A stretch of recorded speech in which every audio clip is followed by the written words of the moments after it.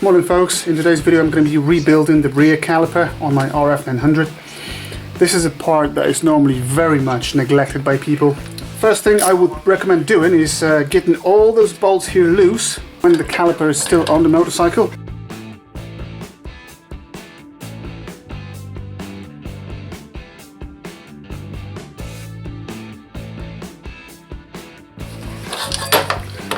Boom, caliper removed. Alright, there we go, so we've got the caliper off the bike, and a lot of times those pistons inside there will be difficult to remove.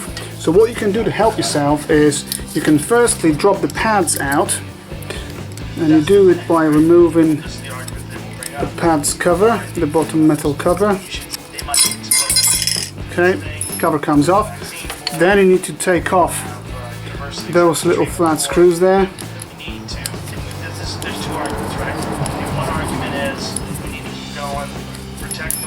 And they're interesting looking screws, look at this. That's what they are. Okay, so the first one's out. And then inside there, you're going to have another two sets of screws, for which I'm going to use that bit. Okay, loosened up, excellent.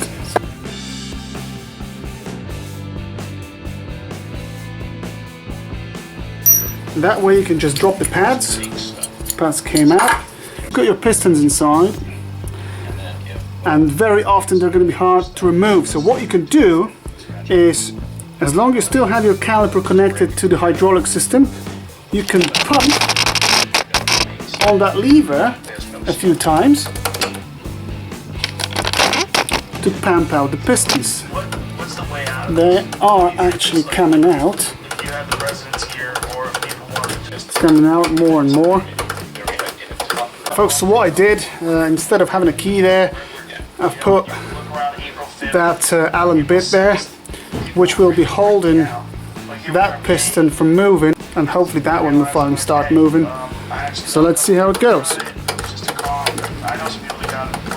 And as you can see, it seems to be working.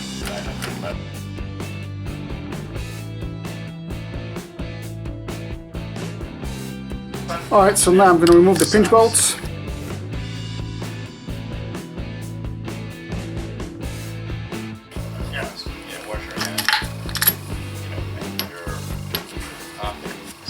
Okay, so we've got the caliper split. Alright, so now I'm going to spray the caliper with the brake cleaner.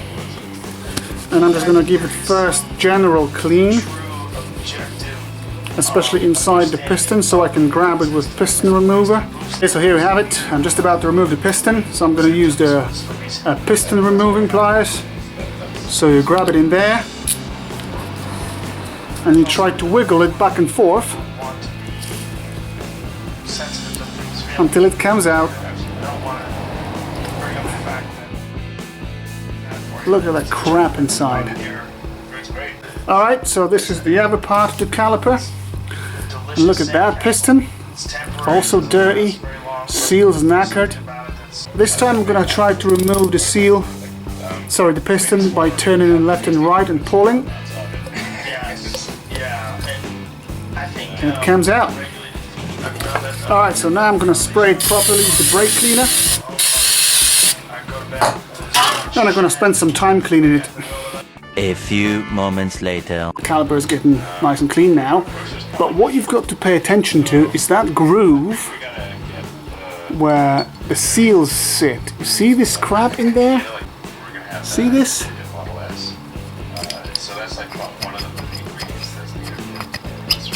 And look how much crap came out of it. So make sure all those grooves are nicely cleaned. So let's have a look at the progress. So this is the part that hasn't been cleaned yet. If you take a look inside and take a look at those grooves there, and here we have the part that I've actually cleaned. So that's what it looks like, and look at the grooves inside there. See the difference? Beautiful. So now it's time to clean those pistons because they look nasty. Okay, a little comparison. So here's the piston that I've cleaned. That's what it looks like. This is just a discoloration here, but you know, in general it looks really nice and shiny. And this is a one that still looks quite shitty. I take a rag, I put some brake cleaner on it, and I put a piston on it, and I just take some time. There's stuff that didn't come off, like this here. Why can't you see this? Oh, there we go. And that stuff I clean with Dremel.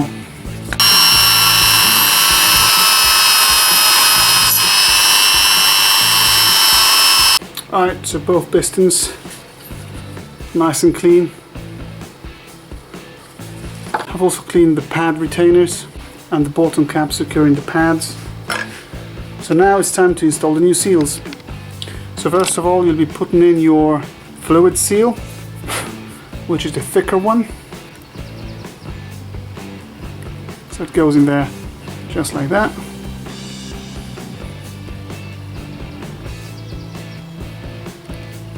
Boom, and it's in. Lovely. Okay, now dust seal, the top one. Went in nicely. Same for the other caliper. So the fluid seal first.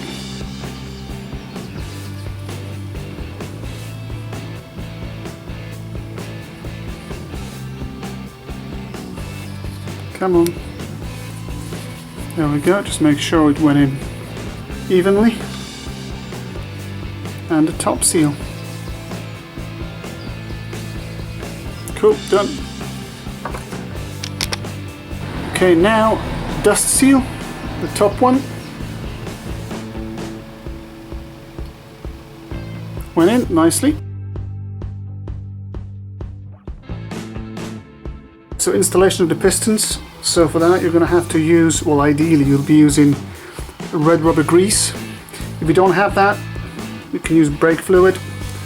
So basically smear your piston with the grease or brake fluid, and then of course do the same with the seals here. Apply some grease in there. So I'm going to be using the pliers, but you can of course do it by hand. So what you would do is you would try to approach it from an angle and you would try to rotate it in.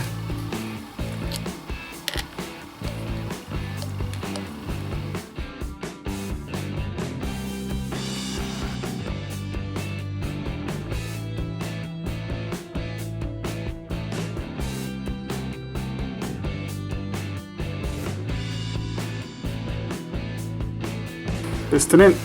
Don't forget about the new seal that goes in here. Then you would join both parts of the caliper like this.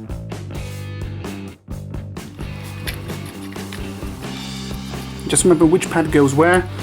Ideally they would have to come back to the same side. Right, so let's put them in. Okay, now the securing pins.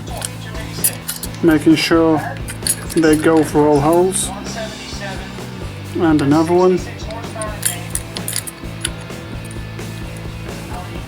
And screw them in. There we go, bolts are in. Now those weirdly shaped securing screws.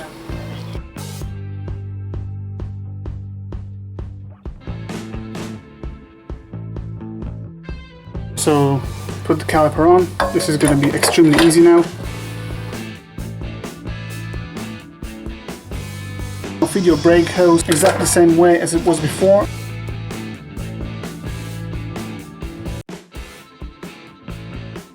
Alright, so now it's time to put your plunger bolt on, and remember, always use the new washers.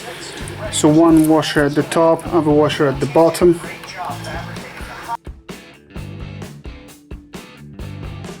When you're feeding your brake hose next to the swing arm, just remember it has to go through that little securing bracket here.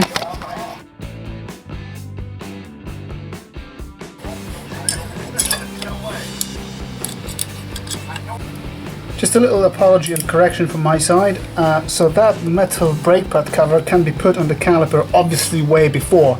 It's a bit of a hassle to put it back on when you've got the caliper on the bracket, because obviously you need to put those screws from underneath. So you're better off putting this cover on when you have your caliper in your hand. Torque down the mounting bolts. This is 25 Newton meters. Next, torque up those two pinch bolts to 33 Newton meters. That's 33. Alright, so now it's time for a part which I consider an absolute pain in the ass, which is bleeding that brake. So just remove the cup and the seal.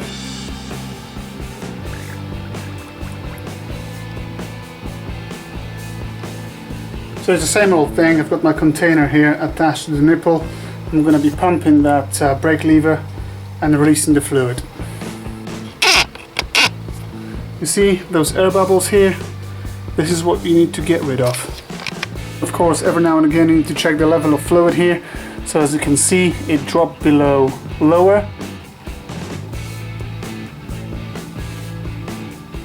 Now here's what's really irritating about this caliper. Each piston has its own bleeding valve, so previously I've been using that bleeding valve to bleed that piston on the outer side of the caliper, and now I'm going to have to bleed it from the inner side. So the bleeding valve for the inner piston is here. So it's the same procedure, but doing it on the second valve here.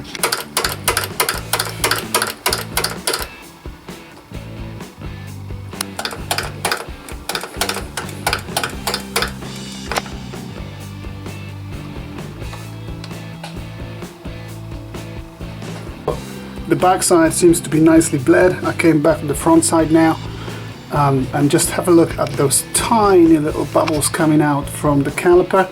So let me just demonstrate to you. Hopefully you'll be able to see this.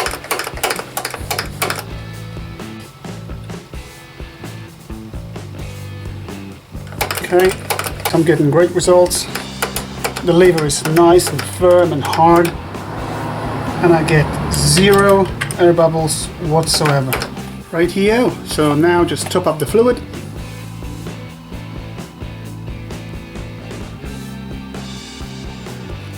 Now the seal. Simply put it back on. And finally your top cap.